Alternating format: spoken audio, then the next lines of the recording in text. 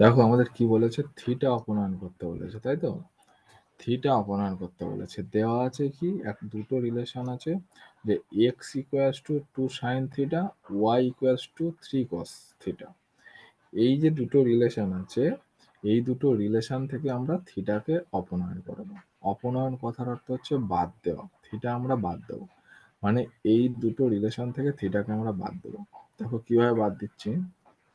এখন x equals to 2 sine theta, এখান থেকে আমরা কি পেতে পারি, 2 সাইন থিটার সঙ্গে গুণ আছে, তাহলে x by 2 equals to sine theta. Okay, আবার y equals to 3 cos theta আছে, এখান থেকে আমরা কি পেতে পারি, y by 3 equals to cos theta. তিনটা গুণে ছিল ভাগে এসছে, এখানটা দুইটা গুণে ছিল ভাগে এসছে।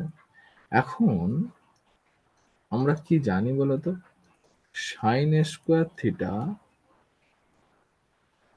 প্লাস কস স্কোয়ার থিটা, এটার মান আমরা কত জানি, 1 জানি। Sine square theta plus cos square theta সমান 1 জানি। দেখো এবারে সাইন থিটার মান কত আছে, এক্স বাই 2 আমরা বের করেছি, সাইন থিটার মান এক্স বাই 2 তার square whole square, plus cos থিটার মান কত আছে, ওয়াই বাই 3 তার whole square, Y by 3 whole square equals to 1। তার মানে কত হচ্ছে, এক্স স্কোয়ার বাই 4, মানে 2 এর স্কোয়ার করলে 4, যোগ ওয়াই এর স্কোয়ার করলে ওয়াই স্কোয়ার, 3 এর স্কোয়ার করলে 9 ইকুয়ালস টু 1। এটা হচ্ছে আমাদের অ্যান্সার। দেখো এখানে কোনো, এই যে আমরা লাস্ট ক্যালকুলেশনটা করলাম, এখানে এক্স আছে ওয়াই আছে কিন্তু থিটা নেই, থিটা এখানটা নেই। তার মানে এটা হচ্ছে থিটা অপনয়ন করা হয়ে গেল, এই উত্তরটা আমাদের চেয়েছে। ওকে, তাহলে একইভাবে যদি আমরা এটা করি, তাহলে আমরা কি পাবো এখানটা বলতো, তাহলে হচ্ছে আমরা এটা লিখছি 5x equals to 3 sec theta.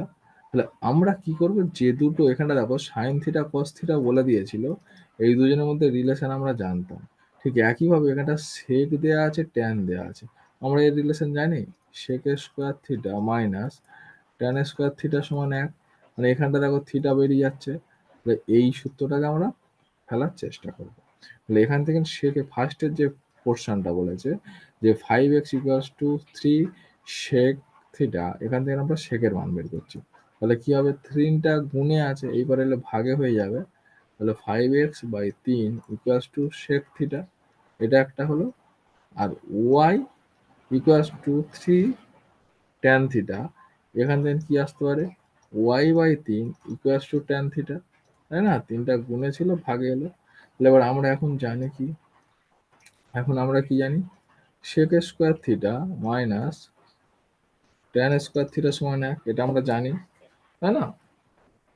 এবার তাহলে মান বসিয়ে দাও, sec থিটার মান কত, sec থিটার মান হয়েছে 5x, sec থিটার মান কত, 5x বাই 3, এবার এ sec স্কোয়ার ছিল, স্কোয়ার তাহলে হোল স্কোয়ার, মাইনাস ট্যান থিটার মান y বাই 3, ট্যান থিটার মান y বাই 3, sec থিটার মান এখান থেকে পেলাম, ট্যান থিটার মান এখান থেকে পাচ্ছি y বাই 3 তার হোল স্কোয়ার ইকুয়ালস টু 1। তাহলে কত, এই হোল স্কোয়ার মানে কি, সবার সঙ্গে স্কোয়ার আছে, তাহলে 5-এর স্কোয়ার করলে কত, 25, এক্স এর স্কোয়ার করলে কত, এক্স স্কোয়ার, 3-এর স্কোয়ার করলে কত, 9, মাইনাস ওয়াই এর স্কোয়ার করলে কত, ওয়াই স্কোয়ার, 3-এর স্কোয়ার করলে কত, 9 সমান সমান 1। ঠিক আছে, এই পর্যন্ত হয়ে গেল। এবার যদি এই পর্যন্ত উত্তর লিখতে পারি, দেখো এখানটা থিটা নেই, তাহলে এই পর্যন্ত উত্তর লিখে দিতে পারি। অথবা যদি একটু আরেকটু বড় করে দিই, কি হবে না, দুজনের মধ্যে লসাগু কত হবে, 9 হবে। তাহলে 25 এক্স স্কোয়ার, লসাগু যেমন সরল করে আমরা, 9কে 9 দিয়ে ভাগ করলে 1 হবে, এবার 1-এর সঙ্গে 25 এক্স স্কোয়ার গুণ করলে 25 এক্স স্কোয়ার হবে, মাইনাস একইভাবে এখানটা ওয়াই স্কোয়ার হবে ইকুয়ালস টু 1। দেখো ভাগে আছে 9টা এখানটা ভাগে আছে, এই করে গুণে করে দাও, তাহলে 25 x square minus y square equals to 9-কে 9, এই পর্যন্ত লিখলেও হবে।